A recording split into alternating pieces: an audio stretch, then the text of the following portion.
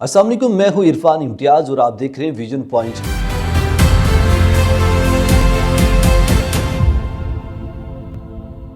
नाज़रीन, भारत श्रीलंका क्यों बनने जा रहा है? जुल्म, नफरत और नाकामी की पूरी कहानी। जब किसी मुल्क के अंदर से ही इंतबाह आना शुरू हो जाए कि हालात काबू से बाहर जा रहे हैं, तो इसे बैरूनी प्रोपेगेंडा नहीं कहा जा सकता। ये खुद एतराफ़ होता है मगरबी बंगाल कांग्रेस के सदर का। यह कहना है कि अगर बीजेपी इस तरह चलती रही तो भारत को श्रीलंका जैसी सूरत हाल का सामना करना पड़ेगा। दरअसल एक सियासी जुमला नहीं है, एक खतरे की घंटी है, क्योंकि श्रीलंका किसी दुश्मन ने तबाह नहीं किया था। इसे अंदरूनी नाअहली, मुआशी बद इंतजामी और अवामी गुस्से ने गिराया था, और आज भारत इसी रास्ते पर खड़ा दिखाई देता है। मोदी हुकूमत ने मईशत को नारों के हवाले किया, इदारों की सियासत के ताबे किया और अवामी गुस्से को दबाने के लिए नफरत को बतौर हथियार इस्तेमाल किया। नतीजा यह है कि आज महंगाई है, बेरोजगारी है, आलूदगी और बदहाली एक तरफ, और दूसरी तरफ रियासती जबर, खौफ, हरासानी है। ये वो इम्तिजाज है जो किसी भी मुल्क को धमाके की तरफ ले जाता है। इस धमाके का सबसे पहला निशाना भारत के मुसलमान बने हैं। जमीयत उलमा हिंद के सदर का यह कहना है कि मुसलमान सब्र और तहम्मुल से काम लें। दरअसल एक तल्ख हकीकत की आकाश है कि जब रियासत तहफ़्फ़ुज़ देने के काबिल ना रहे तो अक़लियतों को खुद ही खामोश रहने का मशवरा दिया जाता है। भारत में मुसलमान आज इंसाफ नहीं मांग रहे, सिर्फ जिंदा रहने की कोशिश कर रहे हैं। बिहार में मोहम्मद अतहर हुसैन का कत्ल इस जुल्म की सबसे भयानक तस्वीर है। एक कपड़े फरोश जैसे मजहबी शनाख्त पर रोका गया, तशद्दुद का निशाना बनाया गया, कान और उंगलियां काट दी गई, गर्म लोहे से जलाया गया। ये कोई हुजूम का अचानक गुस्सा नहीं है, ये मुनज़्ज़म हिंदुत्व तशद्दुद है जो बरसों की नफरत अंगेज सियासत का नतीजा है। और जब ये मामलात पार्लियामेंट में उठते हैं तो वहां भी रियासती खामोशी मुजरिमों को मजीद हौसला देती है। लोकसभा में बहस का मुतालबा, मगर अमल सिफर। यही है आज की भारतीय जमहूरियत। कानून कागज पर जिंदा है, जमीन पर नहीं।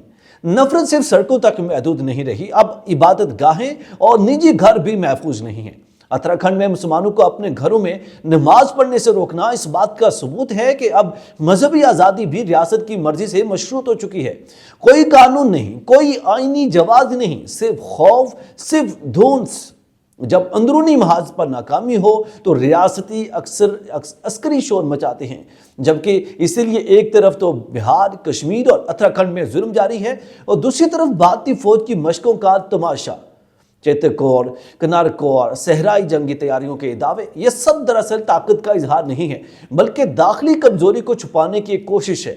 अस्करी बयानिया सियासत का आला बन चुका है। नाज़रीन, इस बयानिया के साथ तालीमी निज़ाम पर भी मरकज़ का कब्जा मजबूत किया जा रहा है। नया तालीमी बिल, यूजीसी और AICTE का खात्मा, ये सब फेडरलिज्म पर हमला है। तालीम अब सोच पैदा करने का जरिया नहीं है, कंट्रोल का हथियार बन रही है।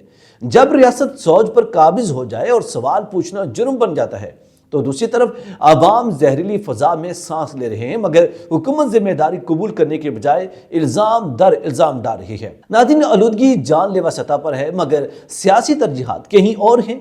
इक़्तिदार बचाने की फिक्र आवाम बचाने की फिक्र नहीं है।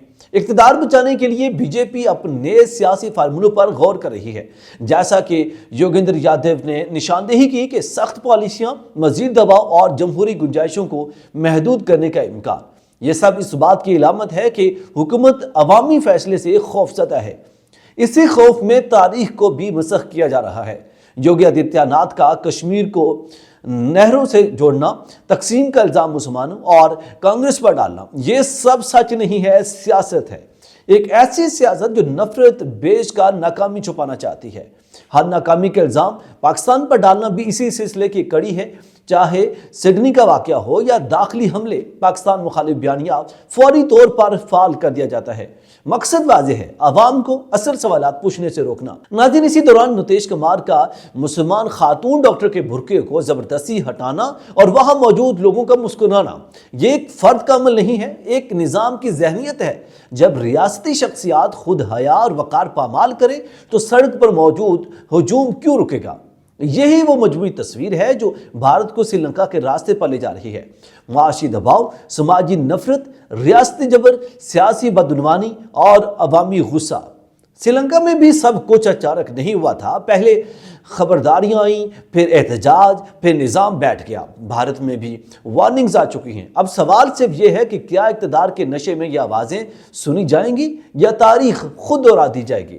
کیونکہ جب ریاست عوام کے خلاف کھڑی ہو جائے تو انجام ہمیشہ ایک جیسا ہوتا ہے.